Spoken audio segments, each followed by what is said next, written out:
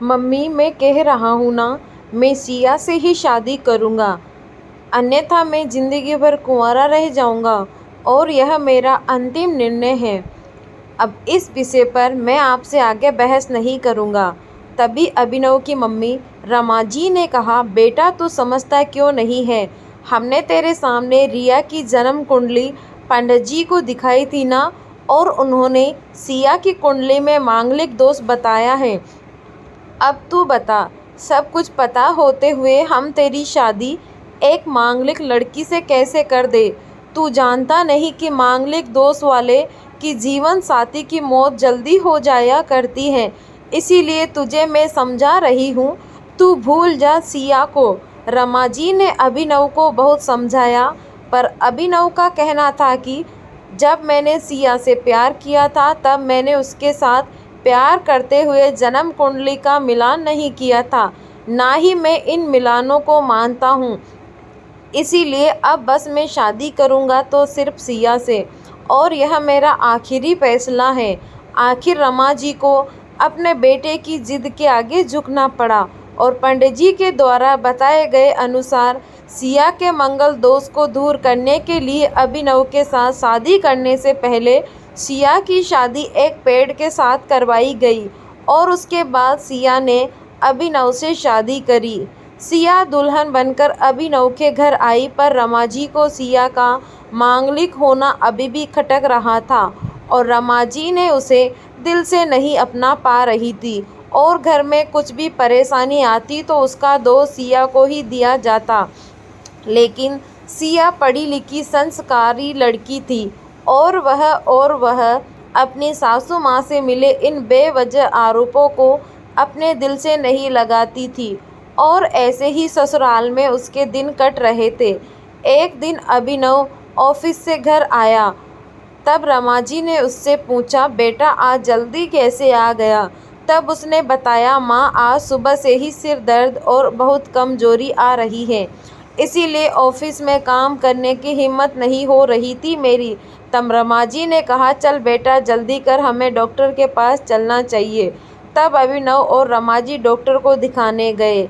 Doctor को दिखाने के बाद मालूम पड़ा कि अभिनव को पीलिया हो गया है, और दोनों जैसे ही घर लौटे रमा जी ने घर को सिर पर उठा लिया और कहने लगी, जब से यह लड़की हमारे घर में आई है तब से हमारे घर में परेशानी और बीमारियां भी साथ में लेकर आई हैं।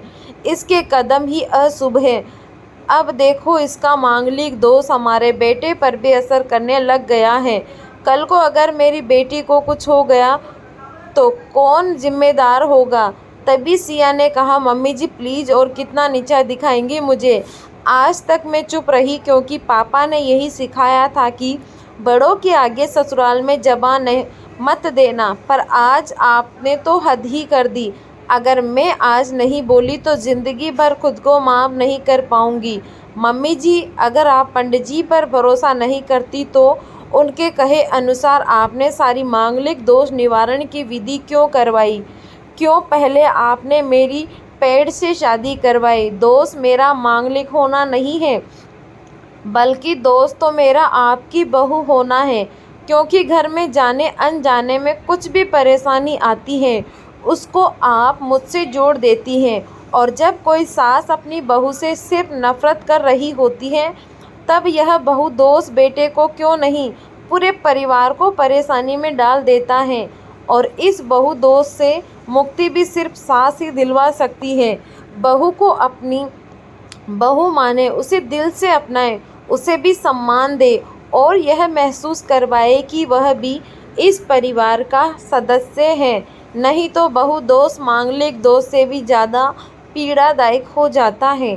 सिया की कही हुई बातें रमा जी के दिल को झकझोर रही थी और उन्हें मन ही मन पश्चाताप भी हो रहा था। उस समय उन्होंने सिया को कुछ भी नहीं कहा। थोड़े दिन बाद अभिनव बिल्कुल ठीक हो गया और ऑफिस जाने लगा, और 1 महीने बाद अभिनव की सैलरी भी बढ़ गई। तब उसने घर आकर इसका श्रेय सिया को दिया तो रमा जी बोली, हाँ सही है बेटा, तू तो सारा श्रेय बहू को ही देगा। तेरी माँ का आशीर्वाद भी तो तेरी प्रगति के पीछे रहता है। तेरे साथ तू तो मुझे श्रेय देना भूल ही गया। तब अभिनव ने कहा, माँ, इस बार सिया का मांगलिक दोष मुझ पर और न ही मेरी तरक्की पर नहीं लगा। और माँ, जब हम बुरी परेशानियों का श्रेय सिया को देते हैं तो अच्छे कामों का श्रेय भी तो सिया को ही देना चाहिए। तो इसीलिए आज का सारा सिया को जाता है, अभिनव ने हंसते हुए कहा। तब सिया बोली, अभिनव, तो क्या तुम भी मुझे ऐसा समझते हो? तब अभिनव ने कहा, नहीं सिया, बिल्कुल नहीं, बल्कि मैं तो माँ को यह समझाना चाह रहा हूँ कि सुख दुख हमारे जीवन का हिस्सा है और कभी जीवन में खुशियाँ आती हैं तो कभी गम भी आते हैं। इसके लिए हमें परिवार के सदस्य या अपनी बहू को दोष देना उचित नहीं है। तभी रमाजी बोली, बेटा, सही कह रहा है तू, और तेरी तरक्की की ही बहुत है मुझे इस झूठे दोषों से बाहर निकालने के लिए। आज मैं यह कसम लेती हूँ कि आज के बाद मैं सिया को किसी भी बात का दोष नहीं दूंगी। यह सुनकर सिया बहुत खुश हुई थी, क्योंकि आज उसको उसकी सास ने मांगलिक दोष के साथ साथ बहू दोष से भी मुक्त कर दिया है। तो दोस्तों, ये थी कहानी। आपको कैसी लगी आप कमेंट में ज़रूर बताएं। धन्यवाद।